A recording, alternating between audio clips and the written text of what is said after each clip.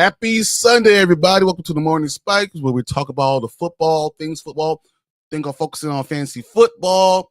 I'm Brian the Grizzly here. I got Tank that's going to be coming in a little bit later. I might see a little shout out for Zion. We'll see how that works with Alec. But yeah, man, I really want to talk about getting ready for the Super Bowl, but that trade in the NBA kind of blew my mind. I don't know if anyone else saw what was going on. I was on last night talking about severance, and then I start getting calls and phone calls and everything to my phone. And dude, Luka is traded to the Lakers, is playing with LeBron.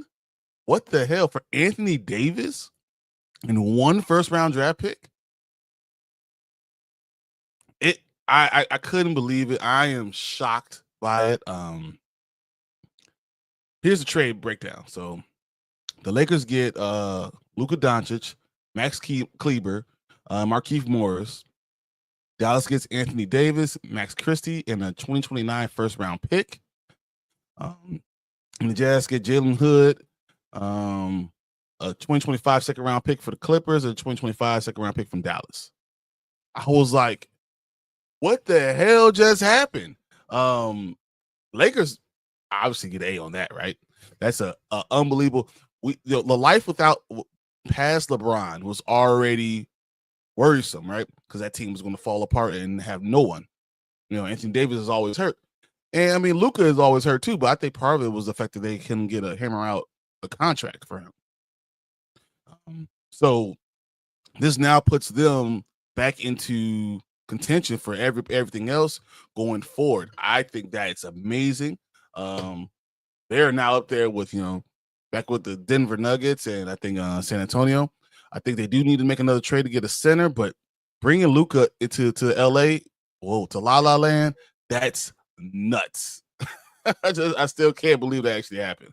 For Dallas Mavericks, I don't know what the hell you're thinking. And then you only got one first round pick. What? And Anthony Davis, who's just as injury prone as Luka Doncic. So, like, if he's more injury prone. So I have no idea what the hell they were thinking. It was stupid. I think it's a terrible trade. I have no idea what's going on. And the Jazz getting those second round picks and getting someone else to help, man, it's pretty good. They're that third team that can kind of help us balance things out. But whatever. I don't know what happened. Anzo says crazy. That's a crazy trade. Then we got Anthony in there said Lakers got all shooters but no defense.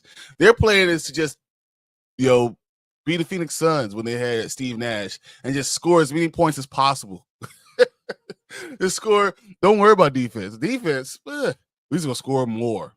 Score more than everybody else. I don't know how they thought this was going to work. I mean, obviously the Lakers are going to have to make another trade. I mean, so they're going to need to get a big man somehow, a center. Probably someone like what would be a good one? Maybe Vucevic doesn't bring you defense, so that doesn't really help. Maybe Clint Capella. Clint Capella could at least defend the rim. So as both Luka is olaying people, Clint Capella needs to be at the rim trying to block shots. Something like that. They have to do another trade, but their future is a lot brighter. You could find a big guy who's athletic that could block shots. Also says a terrible trade. I don't know what Dallas. If you're a Dallas fan, I'm going to Dallas next week.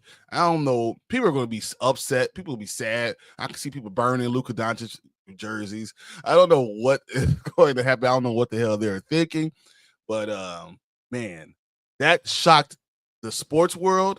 I mean, people are waking up and saying, "What the hell happened?" And last night I was like, I have no idea what the hell's going on. I am definitely Anzo, but I am just shocked still. I still don't understand what the hell the Mavericks were thinking.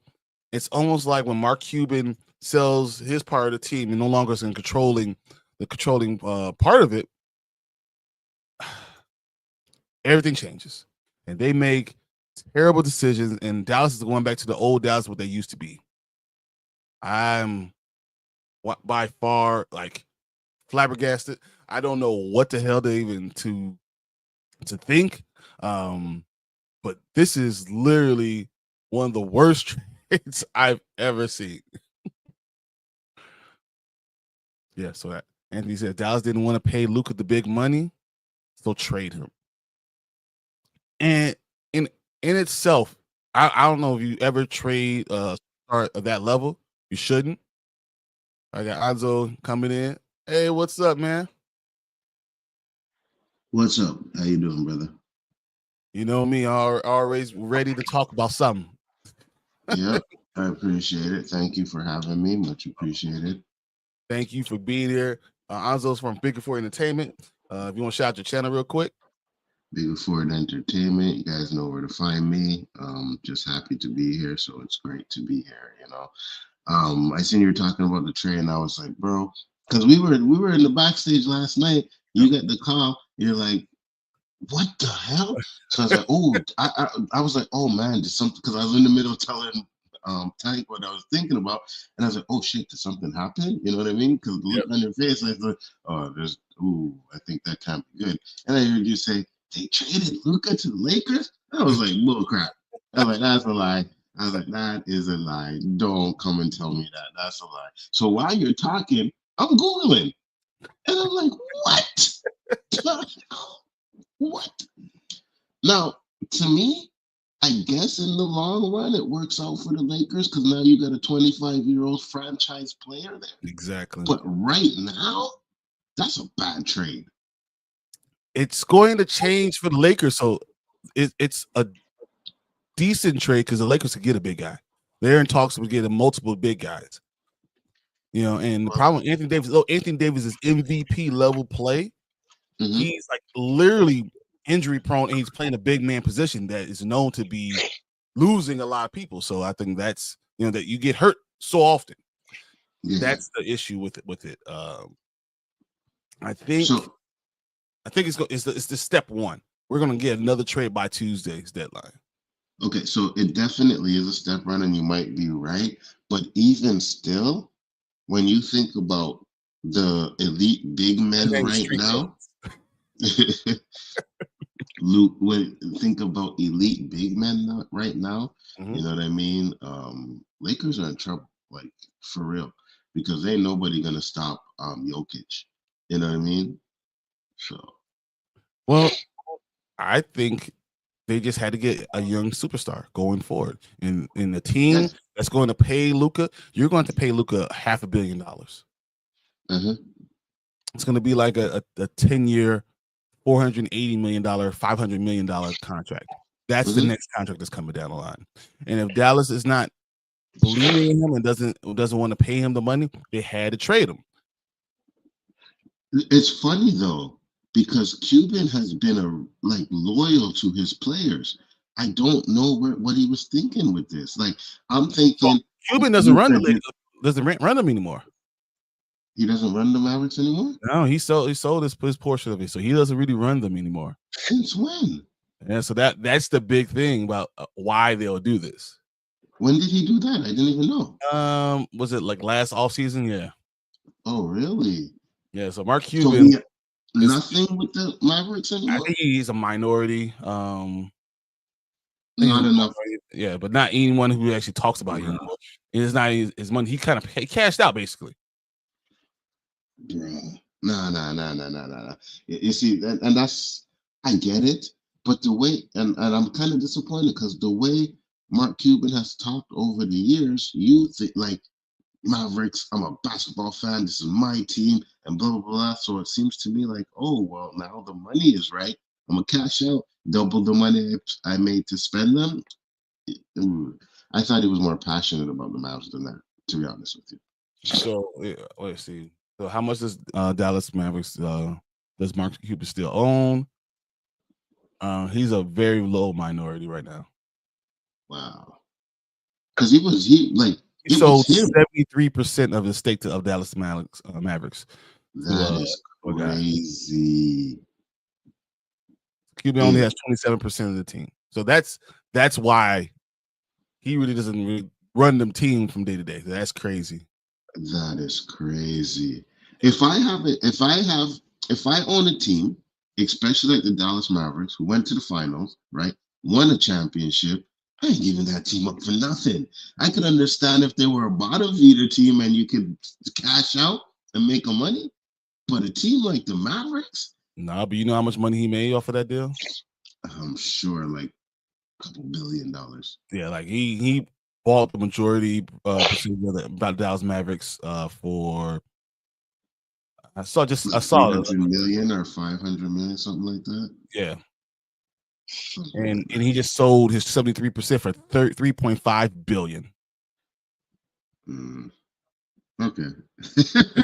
So he took his thing. I think it was like $400 million and made 3.5 billion off of it, while still having 27% of this team still. So he's still making money off the entity. I get it, but he was already a billionaire. So, like for me, if I have 2 billion, What's 5 up, billion Alex? sounds great, but you know what I mean? I'm good with 2 billion. Hey, no. If you're a man that is going to be able to get $1 billion and think that way, you always think about the next buy. And he probably also wanted to get out of the way because he knew Luka has to get paid $500 million. I guess. I don't know. I just, for me, I think I personally would keep a team like that. You know, shit, I'd probably keep any team I had, to be honest. You give me the Charlotte Bobcats, I ain't going nowhere.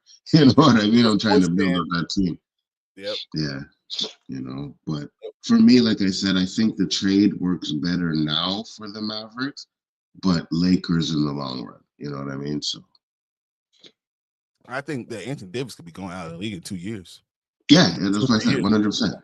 Yeah, that's why I said it works now for the Mavericks, right? Because if the Mavericks want to win now, then you do something like that. You make a move like that. But in the long run, you're not dependent on Kyrie. That's basically what they are. Kyrie, who's 32, 33. Well, so let me get to it. So Alex says a fly equals fly. Good to be home. I'm glad you're home too. KC, baby, KC. So Anzo has his screen up right now because it's early in the morning, man. I just get up, see Brian was on. I said, you know what? Let me pop on here.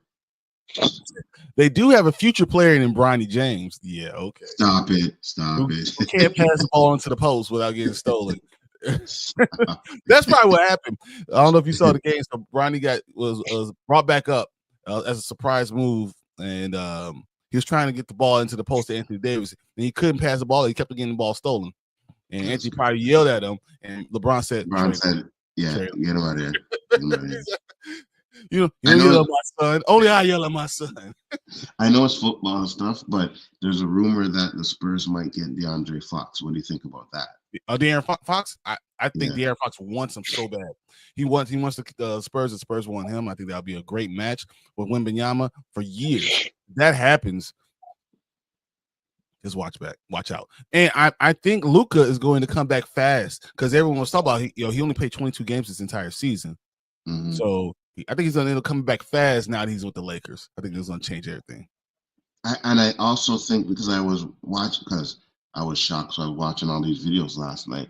They're saying Luka's his workout regimen is not great. Yeah, I think it's going to get better under LeBron. You know what I mean? LeBron's going to say you have to do this. Yeah, LeBron's going to push him. But that's the perfect person to do it. And as a Bulls fan, I hate this move for selfish reasons because if LeBron does win another championship, I actually have to entertain this the debate again. Yeah. I'm right there with you. I don't want LeBron. I'm good with LeBron now. Like LeBron, you know what I mean? I don't want to see him win no more. So I don't think he will. I don't think they will, to be honest with you. I know it's good and stuff, but I still think the Lakers, when it comes to defensively, they're not good. So they're going to have another move, though. This is another move. This is one move, and they're going to do another one. They're going to bring a big man, a defensive big man, into the team, and that's what's going to change. Looking at the starting lineup, they need a center, but 100%. The Mavericks starting lineup is actually very interesting. And if this was 2022, it would be unbelievable. So Kyrie will be at the point, right? And then we got Klay Thompson at the 2. Then who do they get at the? I think they have at the 3. They have what's his name? PJ Washington that they got from the Charlotte Bobcats at the 3. They have Anthony Davis at the 4. And then they got either Gafford or Dwight Powell, who both are just rim wreckers at the 5. So, and then Spencer Dinwiddie, backing up with Dante Exum coming in off a small forward. So, like, all of a sudden, their team is a lot better. A lot 100%, better. 100%. I still don't think you give away Luka Doncic, and I don't think you only ask for 1 first-round pick. I agree. That's why I'm five first-round picks for what's his name? Rudy Gobert. Mm-hmm. Rudy Gobert got 3 to 5 first-round picks, and you're going to get 1 for Luka Doncic. Yeah, and it's funny too. I'm thinking there had to have been some Luka don't want to be here. You know what I mean? Some back to just because this trade was so random, wasn't even funny, right? So, and I heard that the Mavericks reached out to the Lakers for this trade, not the other way around, right? So to me, it seems like Luka probably was like, you know what, I don't want to be here anymore. I need to be traded, and they just never put it out there in the world. You know what I mean? Like I think he just said, "I'm going to get paid," and I think he told them the amount. They said, "You're going to take a hometown discount." He said, "Hell no." That could be possible too. Yeah. No, you're going to pay me every dollar of the $500 million. And if you don't want to, someone else will. And they say, "Oh, you're right." And then they trade. Dude, it's crazy. Oh man, I just had to get that off the top. I thought that was probably the most entertaining thing I've seen in the sports world, and they did it on the weekend where the Pro Bowl is happening, so the NFL's not in the way.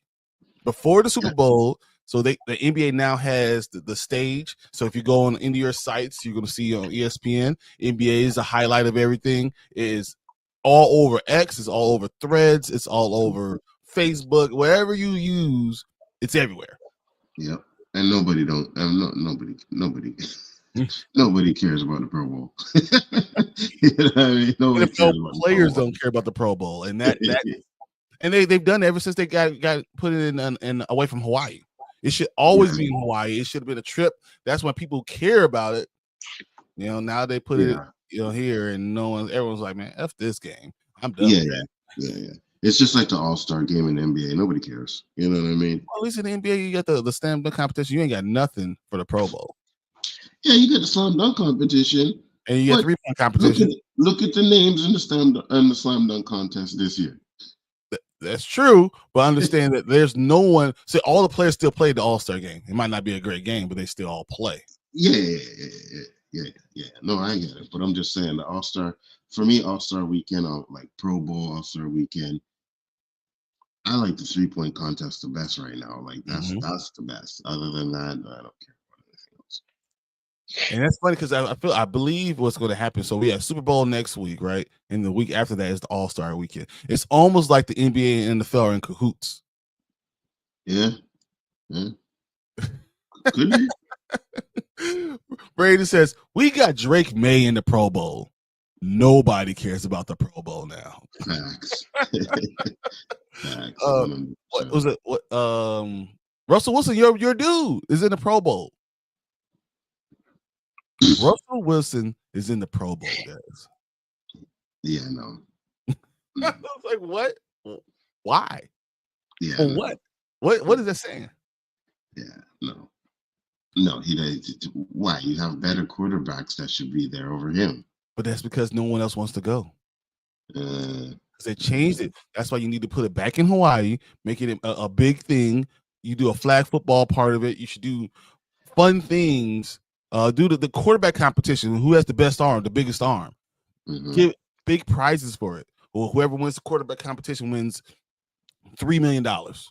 You want to do the Pro Bowl? You do the Pro Bowl after the Super Bowl, right?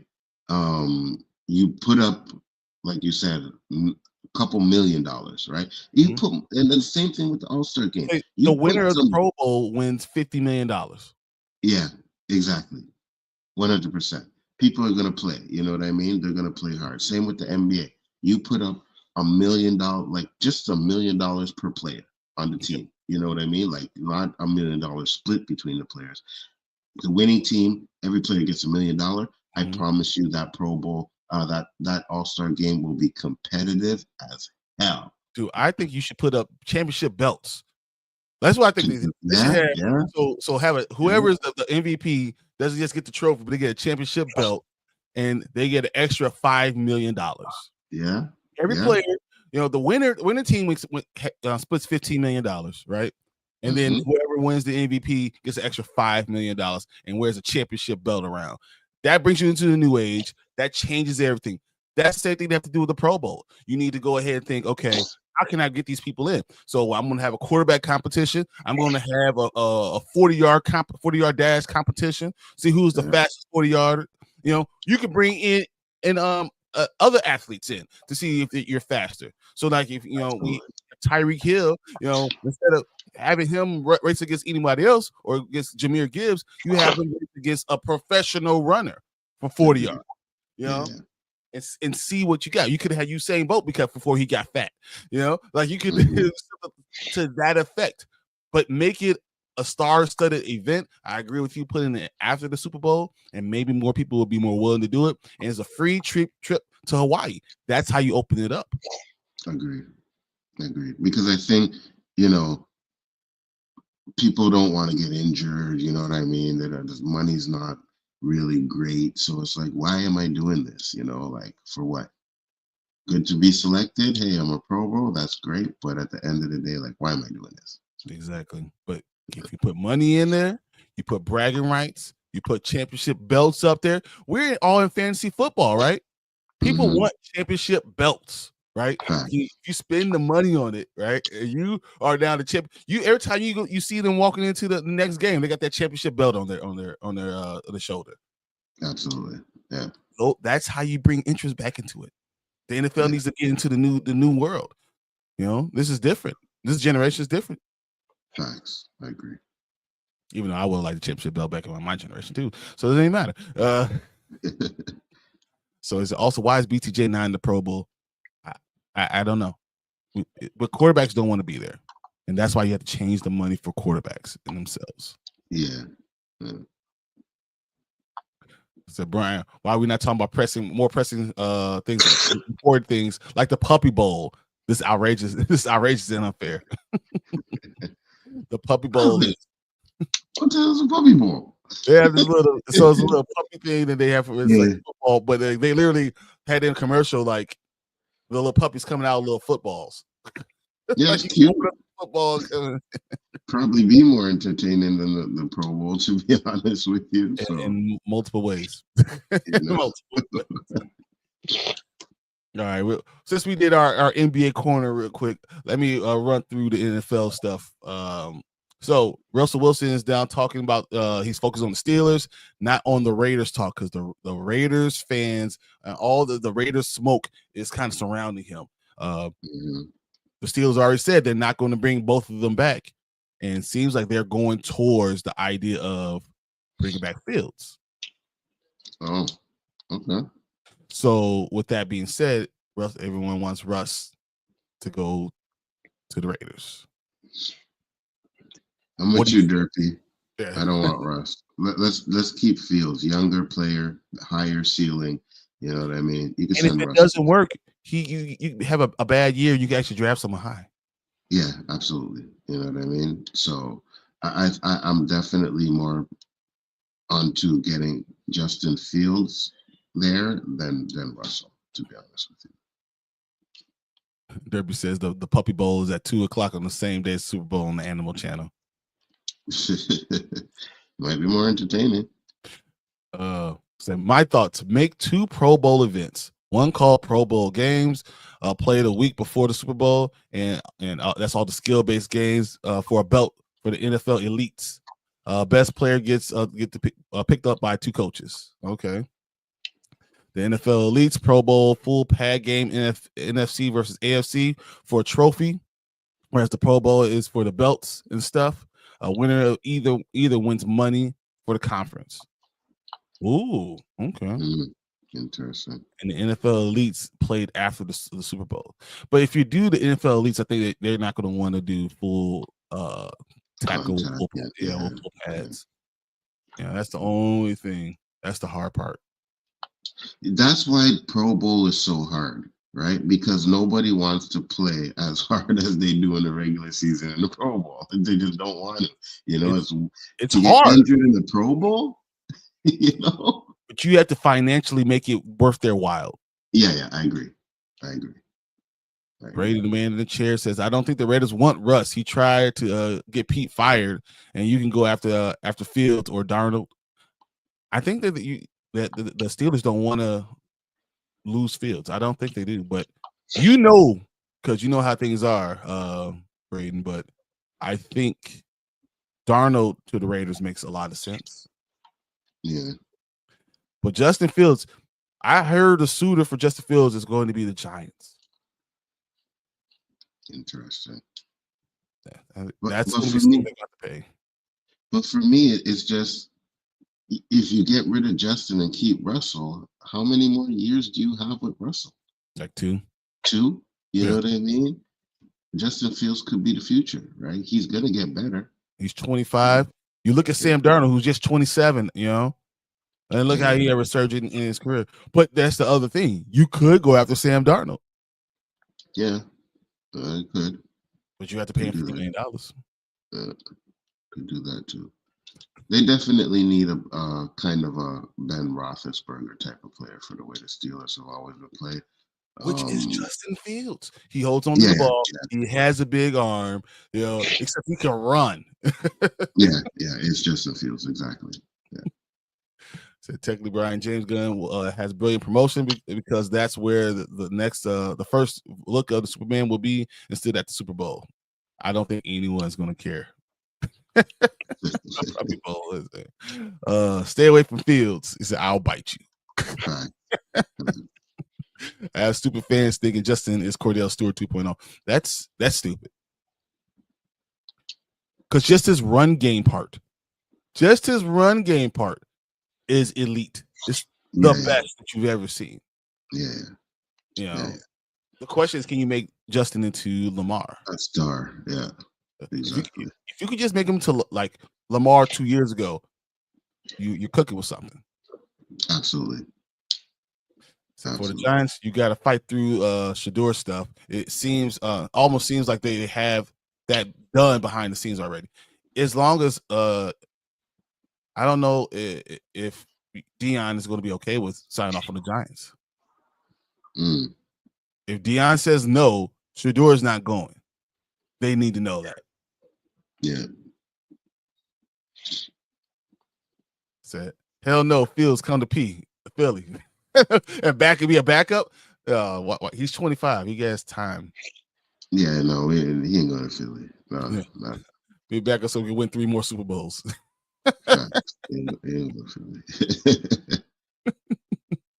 I swear, everybody want to take the Steelers stuff, because people see this writing on the wall. So this is true though. Shador has already had custom Giants cleats made. And that's where he wants to go. Does Dion want him to go there? I guess so, because the spotlight of New York is a huge thing, and regardless if you're good or not, you have that, and you have Malik Neighbors. So if they get an offensive line and he can be behind that, I can see them doing okay. Okay, I hear that, Braden. I see that. I don't see how anyone is high on Hunter or Sanders. They lost to BYU at the end of their career. They didn't care. I think Travis Hunter is a star. You just got to use him the right way. Yeah, use him like you use Deion Sanders.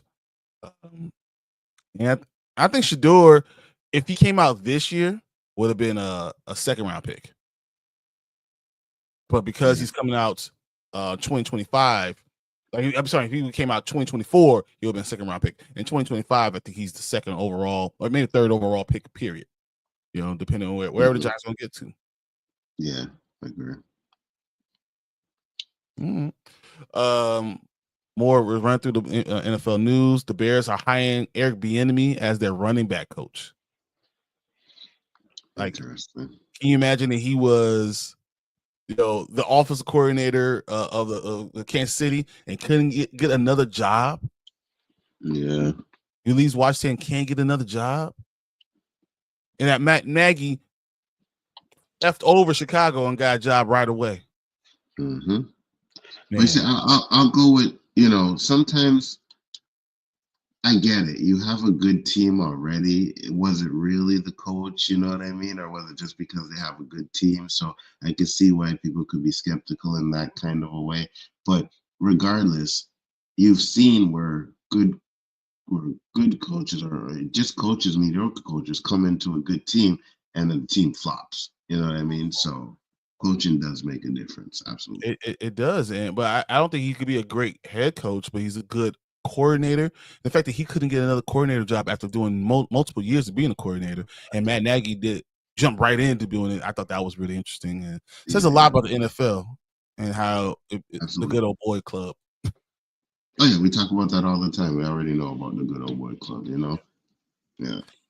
That says something, though, longevity wise. I don't know. BYU is actually a decent team. I think that they focus on it, and the team is put around them, and they work hard. They could be really good NFL players. I think Shador is still going to be a decent quarterback. If Jalen Hurts could do it, as we saw Jalen Hurts, if he could do it, anyone could do it. Because Jalen Hurts got pulled in the championship game for Tua.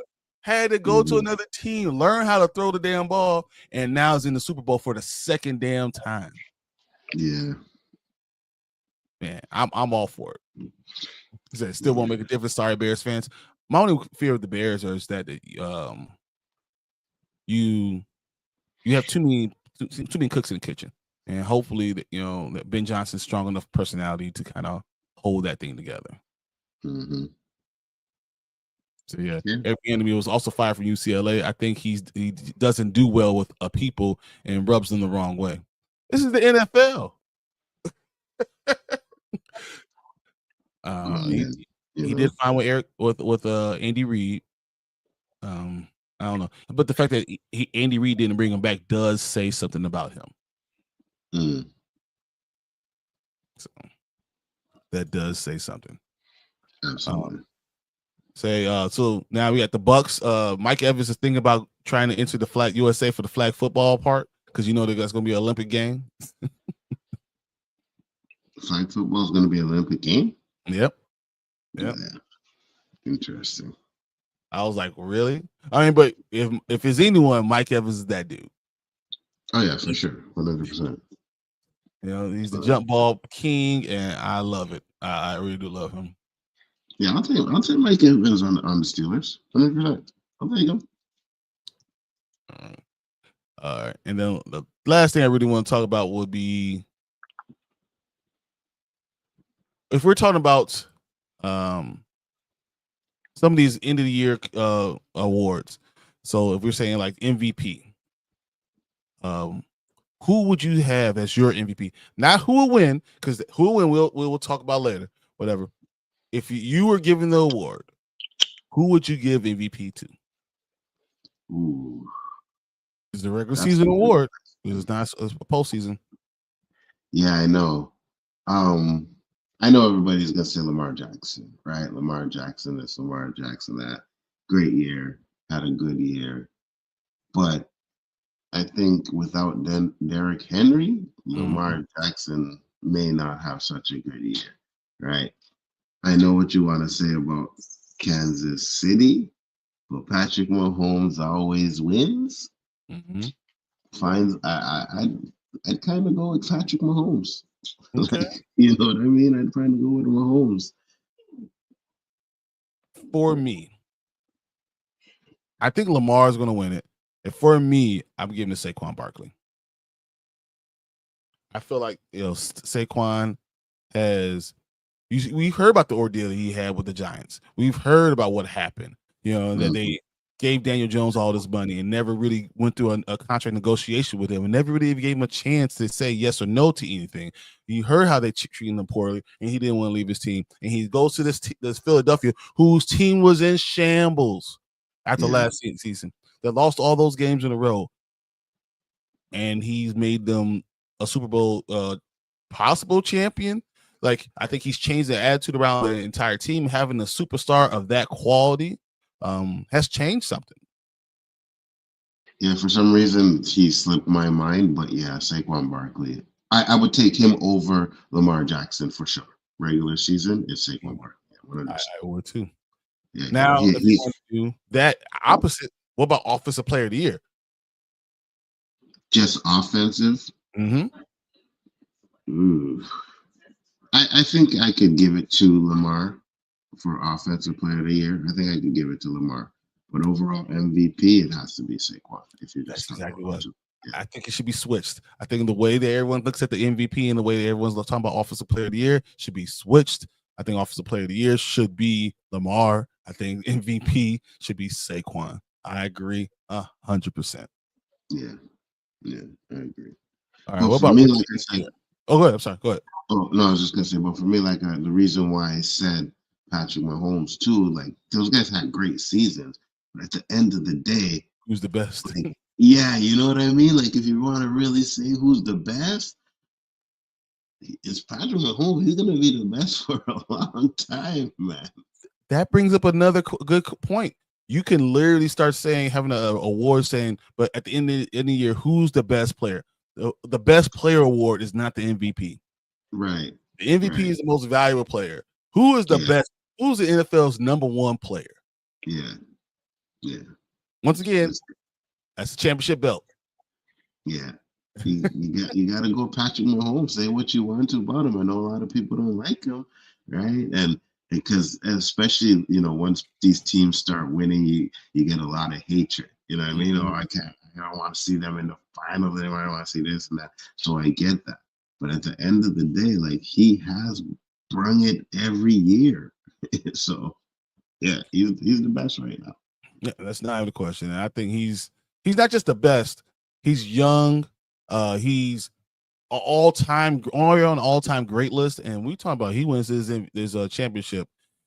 We'll put him at 2 all-time already. Like, I mean, that's how far we're bringing this guy up. And he's not 30. Yeah. That's crazy. Yeah, it's a ludicrous idea. Facts. It's crazy when you think about it. He's still young. He could possibly challenge Brady for the most Super Bowls of all times, right? Could probably pass Brady at this point. Crazy. Dude, he's gonna go to 10 or 12 in this career. That's for sure. For sure. If he wins 7 or 8, that's I mean, there will be no question because he's also the reason why they're going to the Super Bowl. So that's even crazier. Not to mention the fact that if he wins this year, to be the first player to get a three-peat. Yep. All time, always be there. Wow. And it's funny because now you bring us three-peat, you know that every time they use the word three-peat, Pat Riley gets paid for it. Really? Yeah, he coined it. Yeah, he did. Yeah. So when the Lakers did the first time, he did it. It was like 88, 89 season. He did that. So anytime you use the word three-peat, he gets paid. I think the last Bulls three-peat, Pat Riley got paid $650,000. Wow. That's a businessman for you. Facts. Rookie of the year. Is it any doubt? Who would you pick as your rookie of the year? Ooh, that's a good question. I don't know. I gotta think about that. Who you got? I think Jaden, no matter what, would be my rookie of the year. I think that what he's done in Washington and even doing it in the playoffs and proving it, and even the loss, what had nothing to do with him. Everything to do with everybody else. He's the most valuable. I mean, the rookie of the year, and he's an MVP candidate. Like, that's how good of a season he really was. And it's not about the numbers. It's about what we saw with our eyes. It's the running, it's the throwing, it's the changing of the team's culture. It's all those things. And I think that he's going to be a superstar for years to come. He has one of the greatest rookie season I've ever seen. He's probably a top 10 rookie season of all time. Yeah, but he plays for Washington. I can't pick him.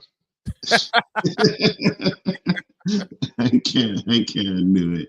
I can't do it. I can't give Danny that satisfaction. You know what I mean? I can't do it. Well, unfortunately, in 2 years they're gonna be the best team in the NFC. I'm not happy about it. Yeah, don't even say that. Don't even say that. Maybe he'll get injured. Who knows? You know what I mean? Oh yeah, I wish injury on these guys. So I'm sorry. I don't wish career-ending injuries, but sometimes a little twisted ankle or something. You know what I mean? I wish that. No, but you're right. I think he's definitely the sure runner. I kind of liked Neighbors, but I think he fell off during the tail end of the season. It's because he didn't have a quarterback. That too. Yeah, that too. So Malik just loses so much. All right. So what about defensive player of the year? I'm going to give it always to Myles Garrett because I believe he's the best defensive player in the entire NFL. I don't care about anyone else because Myles Garrett is the best defensive end I've seen, and he's the best defensive player, period. He plays the run and the pass, and he had more sacks than anybody else. Myles Garrett is that dude. So I'm always giving it to Myles Garrett. I agree. Yeah. I agree. It's hard to argue Myles Garrett. You know, you like the TJ Watt, but yeah, which is your team. TJ is good, but I don't think TJ's on Myles Garrett's list level. No, I agree. I think he had a great year, but yeah, he would. You know what? He's TJ's on my team, so yeah, give him a nod over there. You know what I mean? I was my team first, but I don't think he had as good of a season. I just don't. Brady says Patrick Surtain or Hendrickson. Hendrickson, who's second, I think, in NFL sacks, had a wonderful year. Wonderful year. Let me see if I can pull up his numbers again. I want to say he had 15 and a half sacks or something like that. Unbelievable stats this year. It was crazy. Let's see. I got to pull up stats. What was it? 17 and a half sacks. That's crazy. That is nuts. And I can't sit there and say anything else about that because he carried a team's defense. He literally carried it. And he ended up with more sacks. He had 14. So yeah, Myles only had 14. So yeah, he ended up with more sacks. I can't not argue. Myles Garrett. So I was going to read you Myles Garrett's career. Okay, since 2017. He had 7 his first year, then 13 and a half, 10, 12, 16, 16, 14, 14. He has over 100 sacks. Do you know how old Myles Garrett is? He has 102.5. 24, 25? I believe he's 29. He just turned 29. So before 30, he has 100 sacks. He can he might be able to catch somebody. Yeah, sure.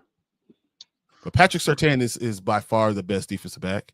And he definitely gets the nod for me for a lot of that. So I still always put Myles Garrett first. That's just me.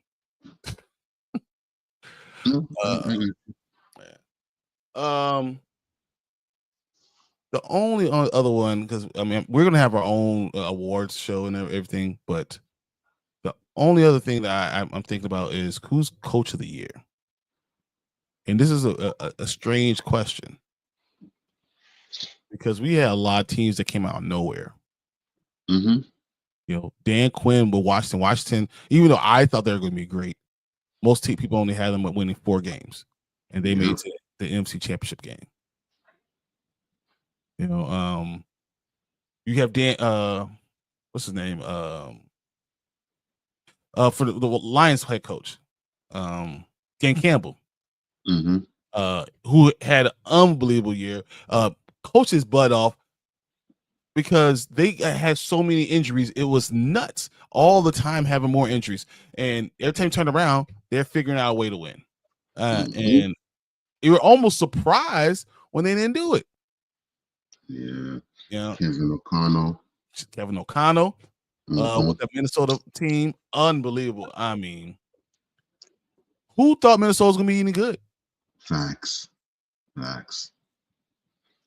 They weren't even on my radar before the season started, to be honest with you. You know I what I mean? picked them last in the division. Yeah.